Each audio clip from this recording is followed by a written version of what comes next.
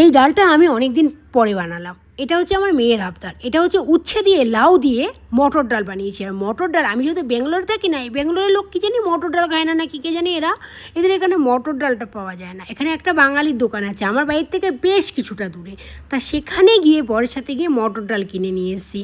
আর এই দেখো মটর ডালটা হয়েও গেছে। এই ডালটা খেতে খেতে আমিও খুব ভালোবাসি, আর আমার সোনা মাও খেতে খুব ভালোবাসে।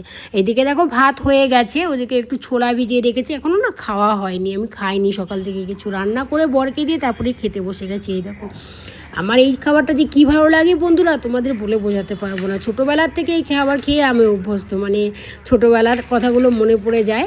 আর ছোটোবেলার যে খাওয়া আমরা কি কেউ ভুলতে পারি বলো? যতই বিয়ে হয়ে যাক, যতই অন্য জায়গায় চলে আসি না কেন, আমি মুড়ি চানাচুর চা, আহ, এটা তো দারুণ লাগে আমার। স্কুল থেকে এসে 1 ঘন্টা ধরে টিভি দেখছিস, কখন তুই পড়তে বসবি? আর 1 মাস বাদেই তোর পরীক্ষা। কিরে টাকা এদিকে বসবি, কখন উঠবি সেটা বল। আসছিস কেন? আমার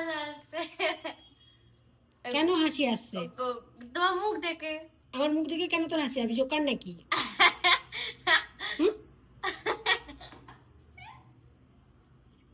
আমি বলে নাই তোর পাপা তুই গেম খেলিস বলে মোবাইলটা রেখে যায়নি, মোবাইলটা তারপরেও তুই টিভিতে বসে বসে টিভি দেখে যাচ্ছিস।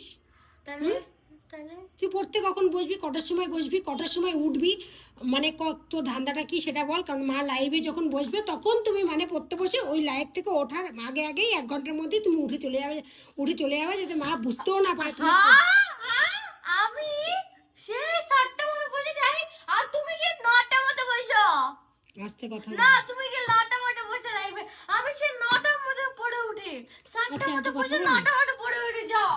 আজকে একটা কথা বলবো, আমি লাইভে বসলেই তুই কেন উঠিস? কেন আমি পড়া হয়ে যাবে? আর তুমি সেই সময় উঠে যাও, 9টার মধ্যেই বসো। আমি